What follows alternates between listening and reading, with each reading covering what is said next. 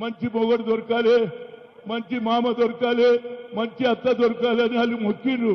వారికి న్యాయం చేయాలంటే ఇక్కడ పోతరాజులే కాకుండా తెలంగాణ కల్చర్లో పాడుతున్నటువంటి ఆటగాళ్లు కానీ పోతురాజులు కానీ అదేవిధంగా కళాకారులకు కూడా సరి అయిన న్యాయం జరుగుతుంది. వచ్చే సంవత్సరం 50 లక్షలు అమ్మవారి పండుగకి ఇవ్వాలని కోరుతూ మరొకసారి అమ్మ నీ దయ జీవితాంతం ఉండాలి. కానీ మా దగ్గర ఒకటి అవుతుంది.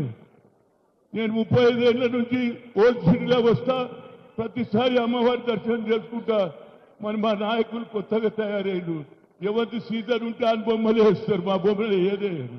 వేయకుండా ఏవైతుందో నాకు గుర్తింపు ఉన్నది. బొమ్మలు వేసేందుకు కాదు, భక్తి ఉండాలి. నాకు ఆ భక్తి ఉన్నది. నేను రాముని భక్తును, అదేవిధంగా అమ్మవారి భక్తుడు. అమ్మవారు ఉన్నంత కాలం వస్తా,